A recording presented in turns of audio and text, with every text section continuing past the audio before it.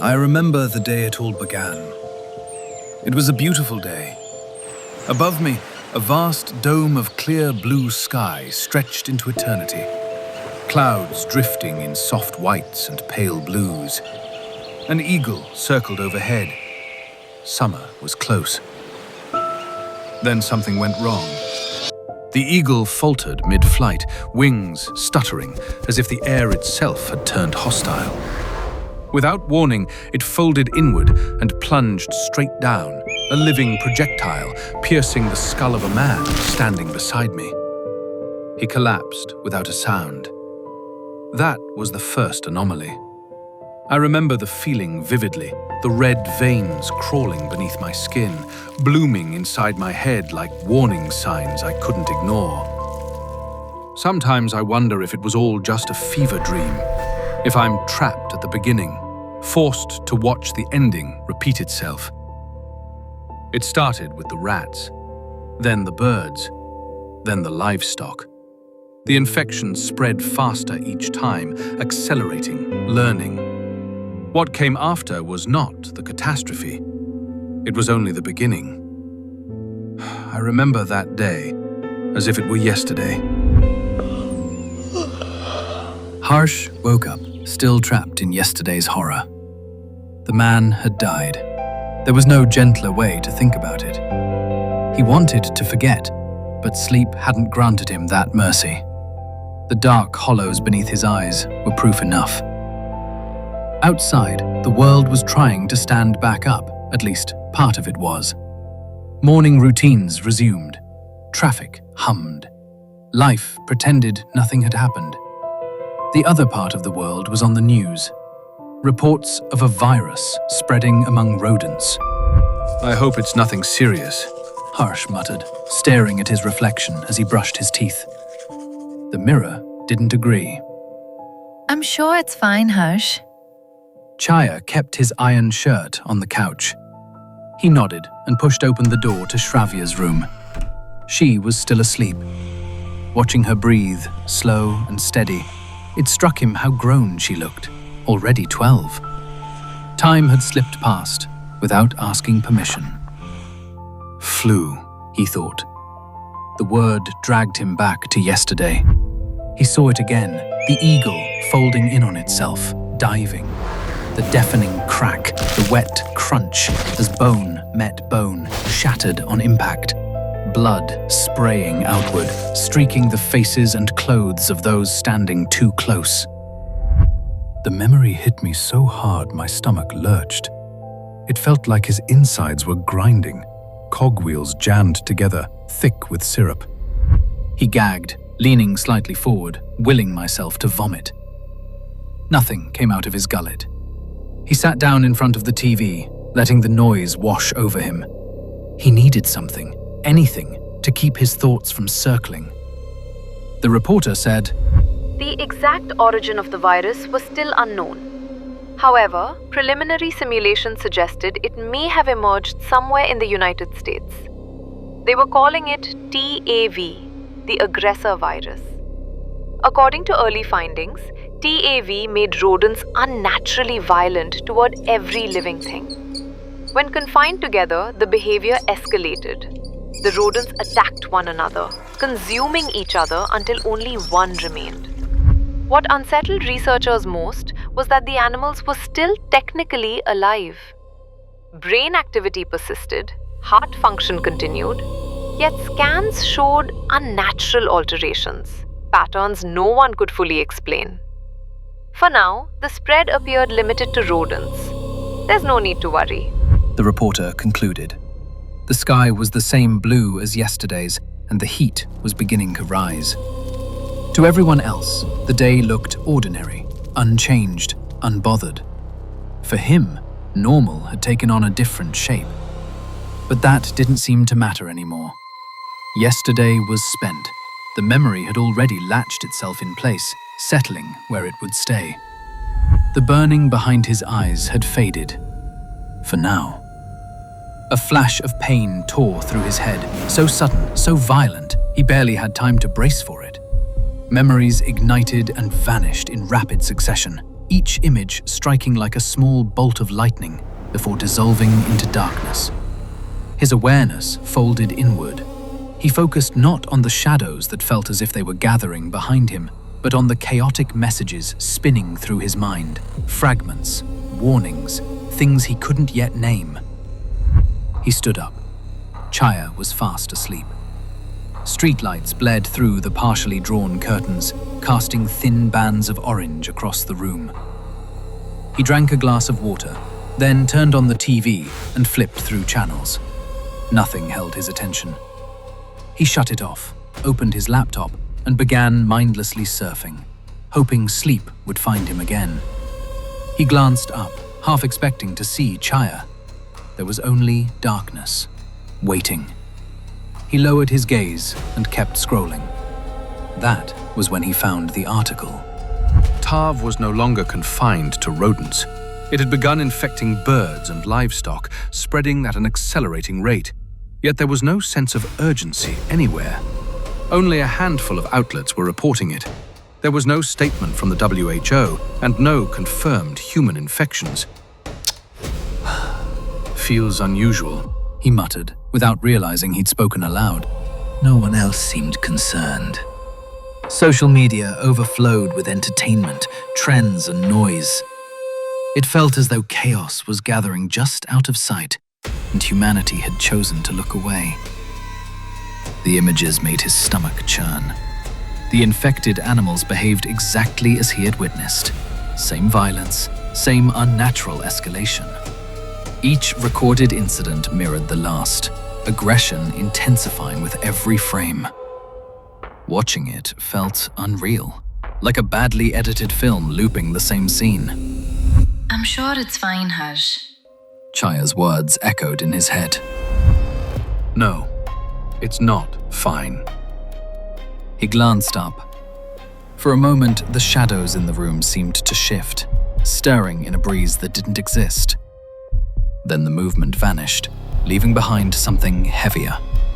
Not motion, just a deeper stillness. He woke up on the couch the next morning. Good morning. Chaya said softly. Then, after a pause, Are you okay? her voice carried a worry she wasn't trying to hide. He nodded, rubbing his eyes. Without a word, he turned on the TV. It was confirmed. TAV had crossed into humans. Within hours, the WHO declared a pandemic. The information that followed was terrifyingly brief. TAV spread through contact between infected blood and a healthy body. That was all. No timeline, no reassurance, no plan. He looked at Chaya. She looked back at him. Neither of them spoke. The announcement had already hollowed out the room. The virus spread like wildfire. Cities fell first, then the economy. Eventually, even the institutions meant to hold the world together collapsed. The last to fall was the WHO itself. Chaos followed. Day and night lost their meaning. Silence became a memory. Aggressive snarls echoed through the streets while they stayed locked inside their home. Nights were the worst. No lights, only darkness and sound. The snarling sometimes crept closer. Teeth rattled nearby, a grotesque rhythm that chilled him more than screams ever could. The rattling always slowed. That meant feeding. Flesh tearing, bone crunching, bodies crashing together until only one remained. Even in the quietest days, the screams carried. He remembered the day it all began. He knew others remembered it too. And yet, humanity had walked straight into the terror of its own making. Ignorance had led them here. Or perhaps ignorance was simply the mechanism, the final step toward an inevitable end. He wondered if people still prayed. He never had. He doubted he ever would. Above it all, the sky remained vast, blue, and serene. Below it, the world had become a wasteland of blood and bone. He woke with a jolt, startled by a sudden noise from outside. Slowly, he pushed himself up and cracked the window open, peering down into the street. Nothing. He turned around and recoiled in fright. Chaya, Pressing a hand to his chest, don't do that. I'm sorry. she said quickly. Her voice trembled. We're almost out of food, and the water's nearly gone. Fear surfaced in her eyes. What are we going to do? He had no answer. Not one he was willing to say aloud. He knew what had to be done, and he hated it. The thought of going outside twisted something in his gut. Even with fewer infected roaming the streets, it was still a risk. I can go. She offered. He stopped her before the words could settle. No, he couldn't let her go out there. Shravya needed her mother. The decision felt instinctive, not rational. He shook his head. I'll gather some supplies. There has to be something left in the other apartments. She nodded slowly. They held each other for a moment, longer than necessary. They kissed, gently and carefully. It felt too much like a goodbye, and he clung to that feeling, turning it into resolve. He eased the front door open and glanced into the corridor. Quiet. Too quiet. He stepped out and closed the door behind him, careful to make no sound. The stairwell was empty, if emptiness could still exist here.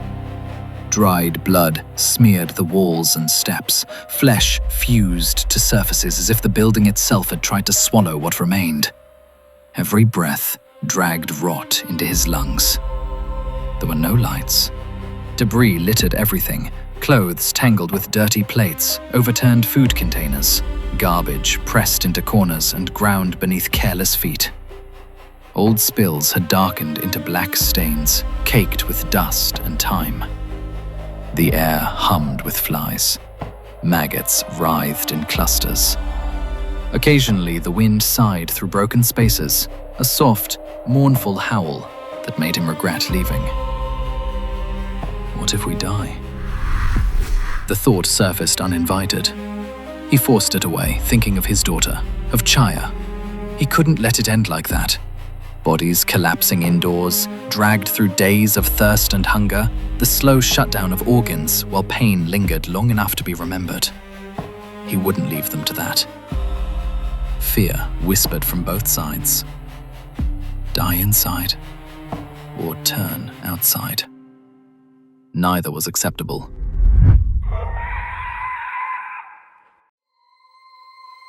A distant howl cut through his thoughts. He slipped into an empty apartment and peered out through a shattered window. Nothing moved. No signs of life, no supplies. Apartment after apartment had already been stripped bare. The silence pressed harder than the noise ever had. He made a decision. If there was anything left, it would be outside. Maybe one of the airdrops from the early days. The military had scattered supplies during the initial contamination phase. He doubted anyone had lived long enough to claim them. The drop zone wasn't far. He peeked out again. The road lay empty. He took a single step outside, and an infected lurched into view from around the corner. He recoiled instantly, slamming back against the wall, his breath caught. He clamped a hand over his mouth, instinctively silencing himself as his heart hammered in his chest. His attention snapped to the sound of teeth rattling, rabid, violent, louder than anything he had ever heard. Panic surged through him. He could hear her breathing now, ragged, restless, sniffing the air like an animal searching for a scent. The clattering was getting closer. Footsteps followed, uneven but fast. If he ran, she would hear him. There was nowhere to hide. She sniffed again, closer this time. She was right outside the entrance. Either he killed her, or she killed him. Help. The word scraped its way out of her throat, broken and wrong. A chill ran down his spine. He had never heard an infected speak, not even once. Does she know I'm here? His thoughts spiraled. What do I do? Where can I go? Then she let out a piercing screech. Something flashed past his vision. He flinched, clenched his teeth, and dared to look outside. Two infected were tearing into each other, bodies crashing together, flesh ripping free as they fed with desperate violence. He moved the moment they were distracted. Slow, quiet, every step measured. He put distance between himself and the building, his heart pounding so hard it drowned out everything else. His lungs burned. He still hadn't recovered his breath. There was ground yet to cover. He took the narrowest paths available, slipping through tight corridors and broken alleys, avoiding open spaces. The infected were everywhere. At first glance, it looked organized, as if each had claimed a territory, never crossing invisible lines. That illusion didn't last. They were not mindless. They were shrewd. People had called them aggressors in the beginning. Over time, the names changed, each one an attempt to make sense of them. For him, they were simply infected. They followed patterns. They calculated movement and attack. Even during the outbreak, there had been intent behind their actions. Now, as their numbers thinned, their range expanded less often, but when they moved, it was deliberate. He remembered the message that had been broadcast to survivors.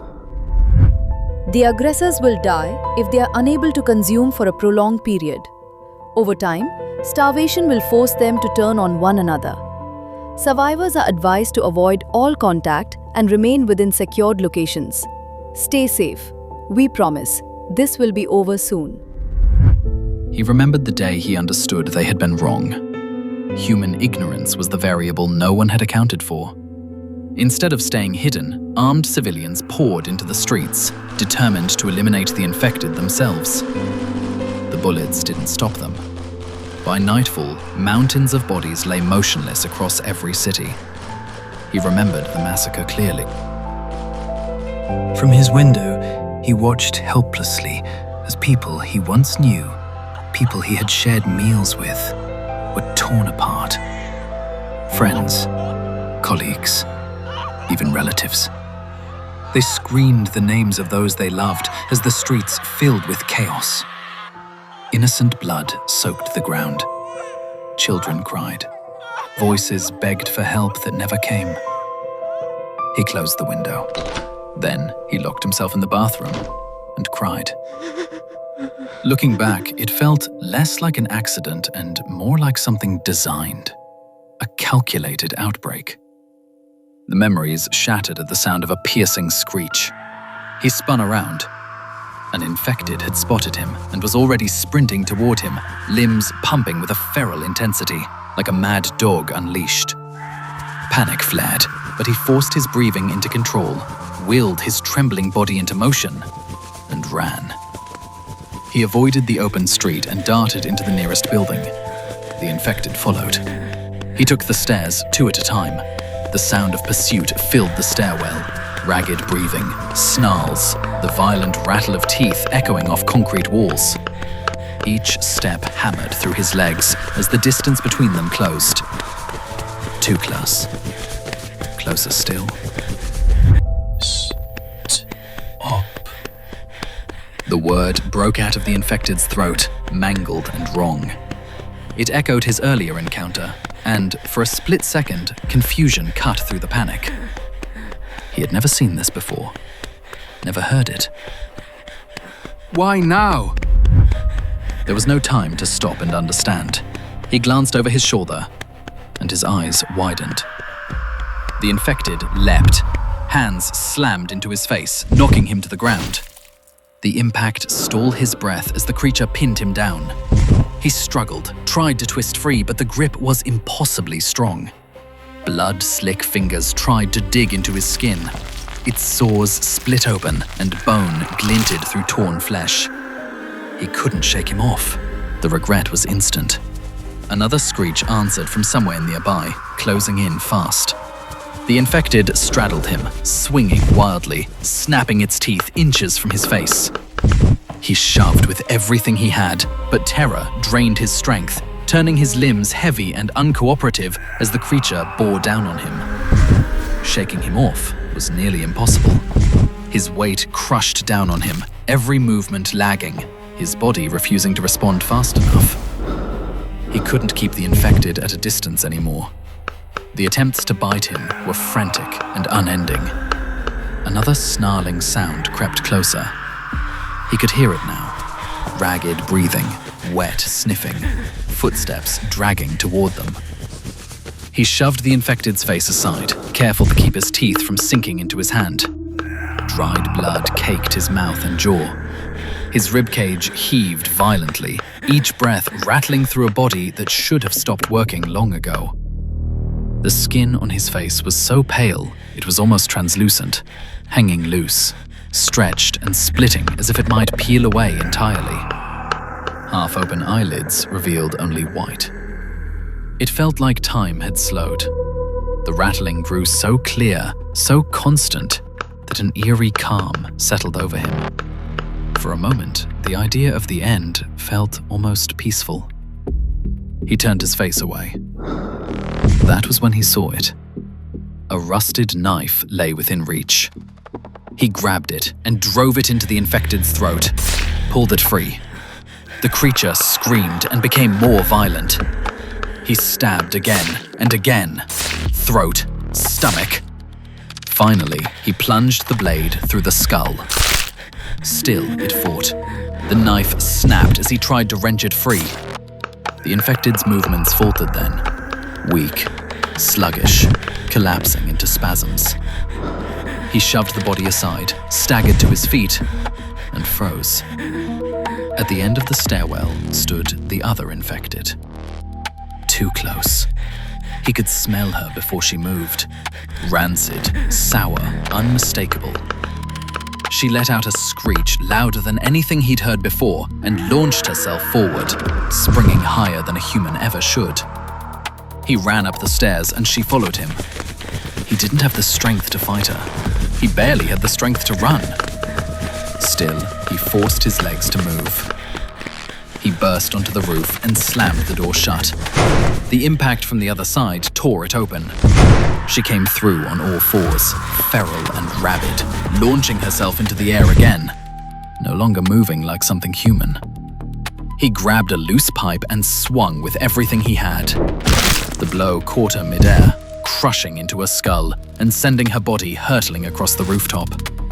She hit the ground hard, but she didn't stop moving. She was still alive. The realization hollowed him out. Killing her was the only option left, yet he didn't know how. Every strike he landed should have ended it. Nothing did. One more hit, he told himself. He raised the pipe, intent on smashing her head open, and she punched him in the stomach. The impact sent him rolling across the concrete, air ripped from his lungs. He lay there, gasping, stunned not just by the pain, but by the impossibility of it. How? The question echoed as he struggled to understand her movement. Too precise, too intentional to be dismissed as reflex. The words spilled out of her mouth in a broken rasp. Before he could react, the other infected burst up from the stairwell and slammed into her, driving her to the ground. He watched in horror as it repeatedly smashed the back of her head against the concrete. Bone split, flesh collapsed inward. She was still moving. Her eyes found him. Hey! The word tore out of him before he understood why he'd said it. She was infected. This was his chance. The realization hit too late. He gritted his teeth and swung the pipe, smashing it into the other infected's head. The creature shrieked and lunged, grabbing his leg and yanking hard. He lost his footing and slammed onto his back, the concrete knocking the air from his lungs. He gasped, choking, panic clawing at his chest. For a moment, it felt as if his lungs had collapsed entirely. Pain tore through his spine as he struggled to breathe. Get up! Get up!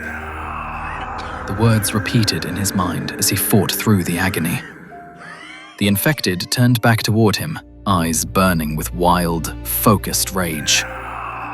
It charged. He raised the pipe just in time.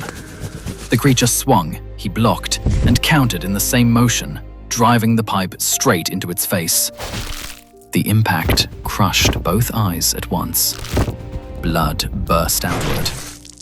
The infected recoiled, releasing a deep, furious screech, something closer to a war cry than pain. He staggered, pressing himself against the cold wall as he crawled backward toward the exit. There was nothing left in him, no strength to deliver a finishing blow. If he was caught again, this time, he wouldn't survive.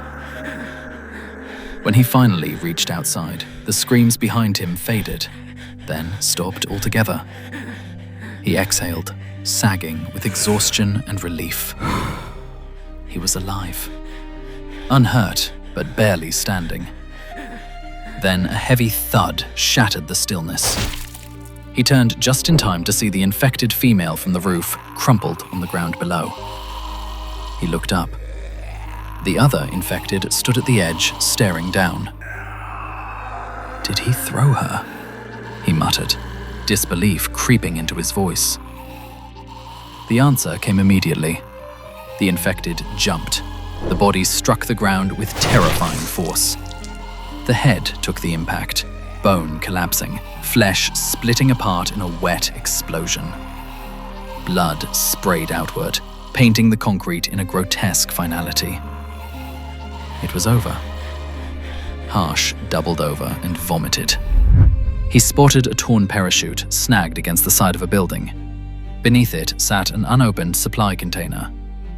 It was close enough to see clearly, yet the ground between them felt unreal, as if crossing it meant stepping into a different world. There was no straight path to it. He scanned the area again. Nothing. The silence unsettled him. It felt absolute, unnatural, like the world had been scrubbed clean, leaving him as the only thing still breathing. Every step forward tightened his nerves. So close to his goal now, he moved carefully, deliberately, eyes constantly sweeping the buildings around him. A dormant infected could be anywhere, waiting for the slightest mistake. But what appeared wasn't what he feared. A person emerged, walking quietly toward the container.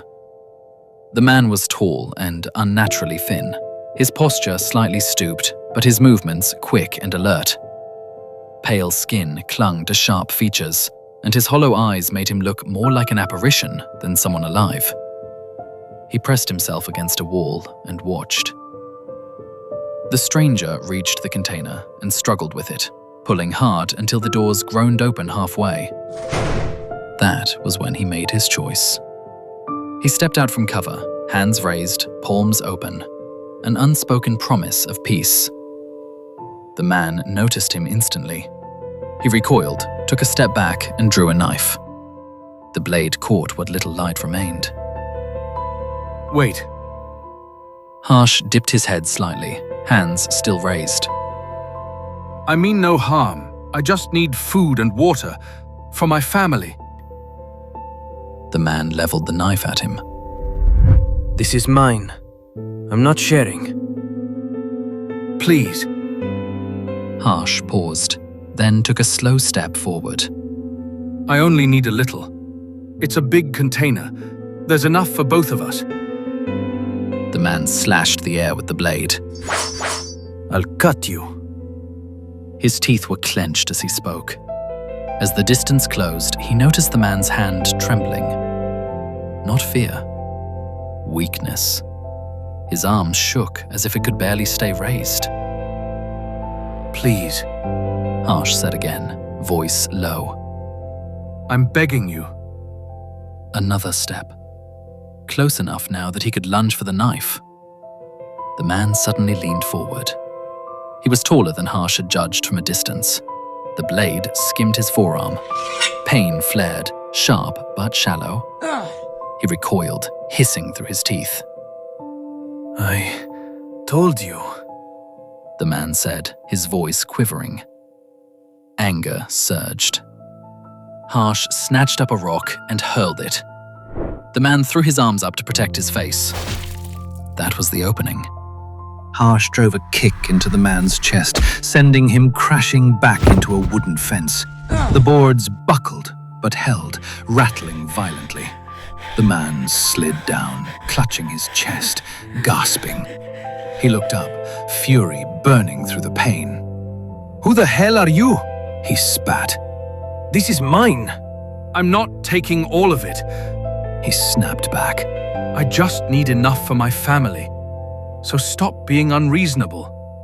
The words hung between them, sharp, desperate, and far too fragile for the world they were standing in. The man suddenly surged back to his feet and lunged at Harsh. His arms lashed out wildly, whipping through the air as he tried to slash him with the knife. Harsh lost his footing for a split second, and that was enough. A kick slammed into Harsh's stomach, sending him flying backward 4, maybe 5 feet. Before he could recover, the man leapt, coming down on top of him with the blade angled straight for his throat. Harsh grabbed both of the man's wrists and shoved upward with everything he had. The knife hovered inches from his neck. One more push in the wrong direction, and he would be choking on his own blood. Gritting his teeth, Harsh drew his knee up, planted his foot against the man's waist, and heaved. The man sailed over Harsh's head. His back struck the side of the supply container with a heavy thud before he crumpled, hitting the ground head first. Then they both heard it. A loud screech tore through the air. Down the street, an infected stood perfectly still, staring directly at them. She didn't rush. She didn't howl again. She tilted her head slightly, sniffing the air, calculating. Her gaze snapped upward. The screech that followed was ear-splitting. She broke into a sprint, arms swinging at unnatural angles, jerking as if they were broken or no longer under her control. Harsh's attention locked onto the charging infected, and that was when the man struck. Hands seized Harsh's shirt and slammed him back against the container. The impact sent a violent shock through his body, rattling his spine. His vision blurred, the world tilted. Harsh tried to stand. His legs didn't respond.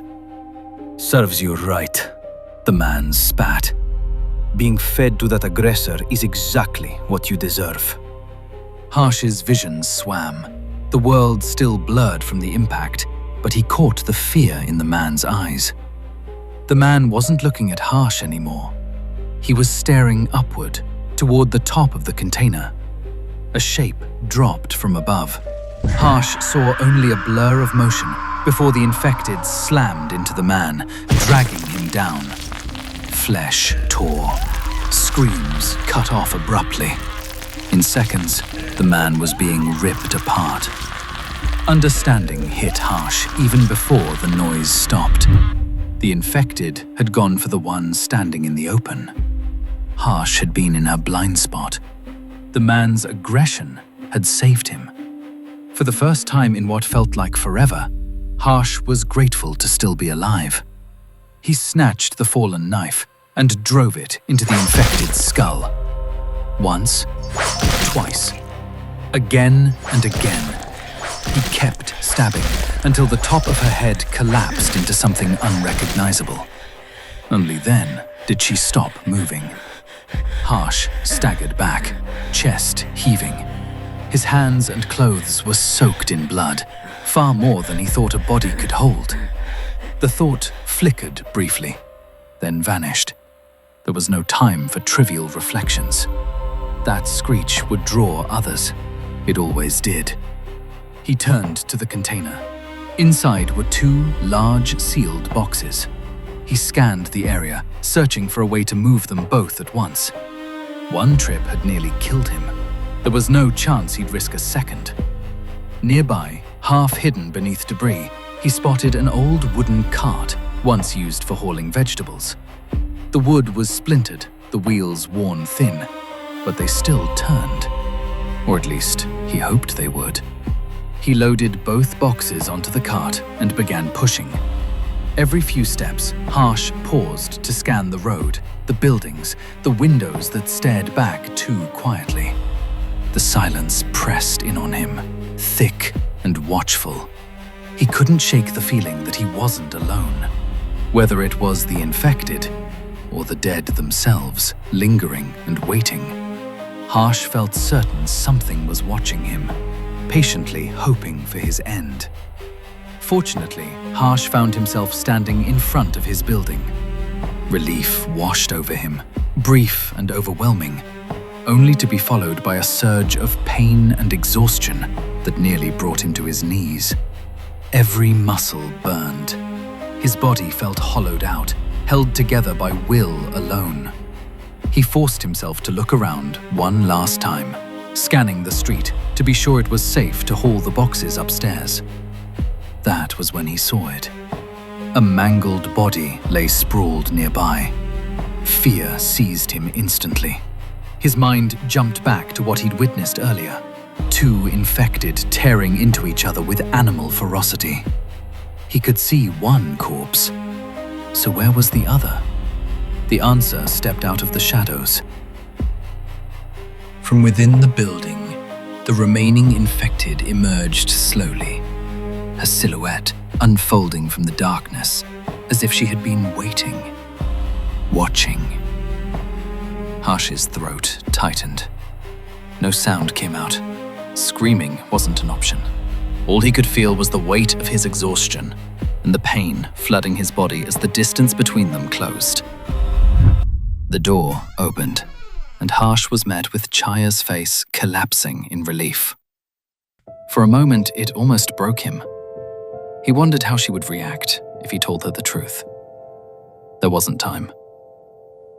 I don't have much time, Harsh said, forcing the words out as he dragged both boxes inside.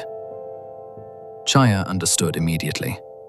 He turned to step back out, but she grabbed him, putting him inside and refusing to let go. His vision was already dimming, the edges of the world dissolving into shadow. He saw her crying. It felt like drowning, an endless fall into a sea without a bottom. Stop. The sound came from his own mouth. Broken. Wrong. He froze as the realization struck him with brutal clarity. That voice. It was the same voice he'd heard from the infected. Harsh understood then. He was a bird trapped in a cage, wings intact, escape impossible. Chaya hugged him tightly and kissed him, desperate, shaking. For a moment, he let himself stay.